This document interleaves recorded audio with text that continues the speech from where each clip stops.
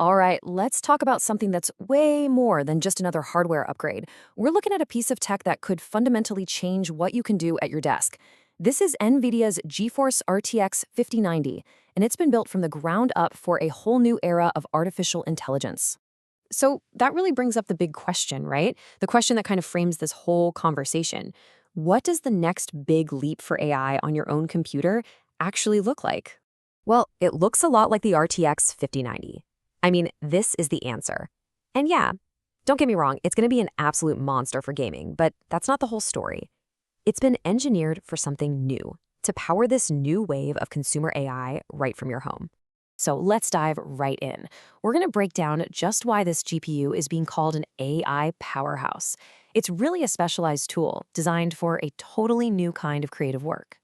Okay, so at the very heart of the 5090 is one keyword you need to know: Blackwell.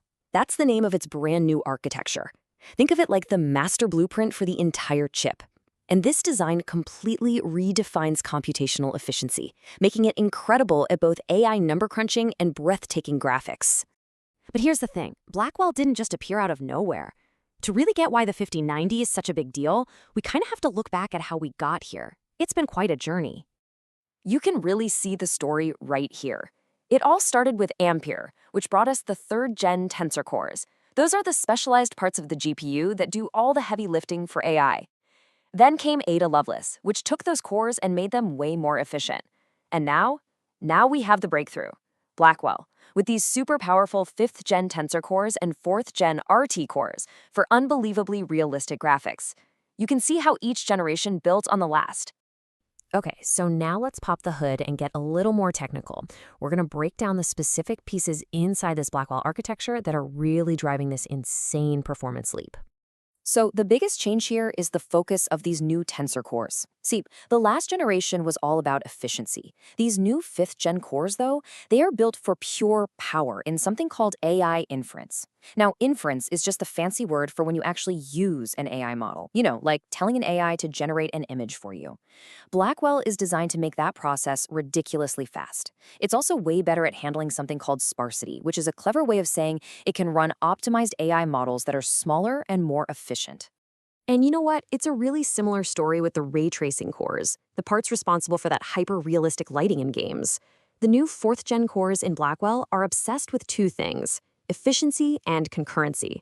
Basically, they can handle way more light calculations at the exact same time, which lets them render incredibly complicated scenes with a speed that just wasn't possible before.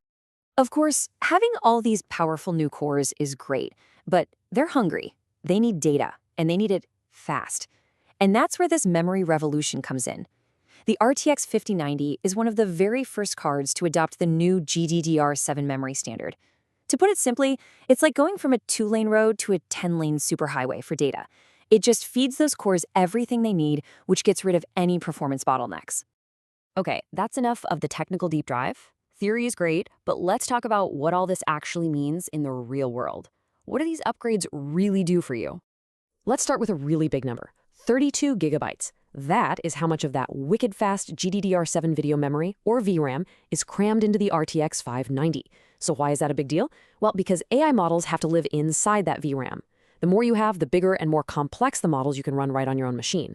It's absolutely crucial for the kind of AI work this card is built for. And man, this chart just lays it all out so clearly. If you look at the last 3 flagship cards, you can just see the evolution. We've gone from 3rd gen all the way to 5th gen tensor cores. We've jumped from GDDR6X to the brand new GDDR7 memory. And look at the focus. It has clearly shifted from general gaming and creative work to being laser focused on AI inference and top-tier graphics. And here it is. Here's the payoff. When you put all those upgrades together, you're looking at a jaw-dropping 30 to 40% performance boost in AI-specific tasks over the RTX 4090, which was already a beast. This isn't just a little bump, folks. This is a true generational leap for these kinds of workloads. And of course, with all this AI horsepower, you know what else gets a major upgrade? DLSS. That's NVIDIA's amazing tech that uses AI to upscale images in real time, giving you a massive boost in frame rates. With the new hardware, it's just plain better, offering even more detail for gamers chasing every last frame, and for professionals who need silky smooth visualizations. Okay, for our last section, let's get really practical.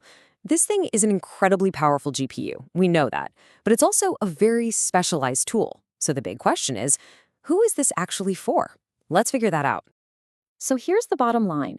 The RTX 5090 is an absolute monster for running things like Stable Diffusion to generate images, or playing with text-to-speech models, or even doing some intermediate machine learning experiments on your own hardware. But here's what it's not for. It's not designed to train giant ChatGPT-sized language models from scratch. That kind of work still requires NVIDIA's super expensive, dedicated data center GPUs. And, one of our sources really just summed it up perfectly. They said the RTX 5090 is a focused offering. It's built for that researcher, that developer, or that creative pro who needs a consumer card that is hyper-optimized for these new AI tasks. And for that person, it's an incredibly reliable and efficient choice. And that really brings us to a final, much bigger thought. The RTX 5090 isn't just another product. It's a sign of where things are heading. We're seeing this trend where truly professional-grade AI tools are finally landing on hardware that we can all buy. So I'll just leave you with this to think about. As that continues to happen, what incredible new creative frontiers are about to be unlocked?